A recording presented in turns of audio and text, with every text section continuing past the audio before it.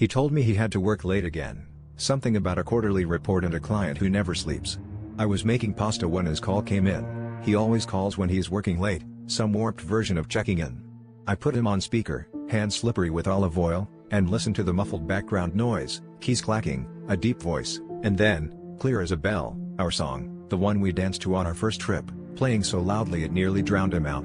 Before I could process that, I heard a laugh so distinct it made my skin crawl. It was my best friend's laugh, that sharp, staccato giggle I'd recognize anywhere. My mouth went dry. He rambled about spreadsheets while I stared at the phone, heartbeat hammering in my ears. I wanted to believe it was a weird coincidence, but the song was too personal, too loaded. I ended the call quickly, pretending the Wi-Fi was acting up, then sat at the table, gripping my fork like it could anchor me to reality. Memories flashed, her telling me how lucky I was, how she envied our passion, how she'd hug me just a bit too tight when he was around. Every weird glance, every inside joke, they all crashed together in my mind, suddenly making sick, perfect sense. I didn't confront him right away. Instead, I invited her over for drinks the next night, desperate to see if I could spot the truth in her eyes.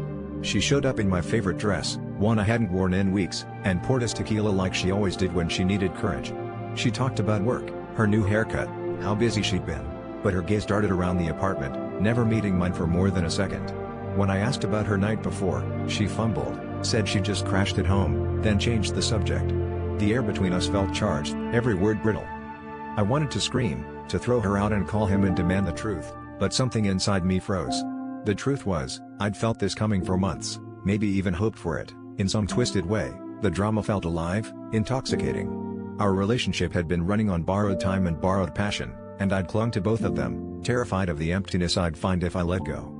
As she left, I caught my reflection in the window and realized the real betrayal wasn't just theirs, it was mine, pretending I was happy, pretending I didn't notice when the love I wanted was already gone.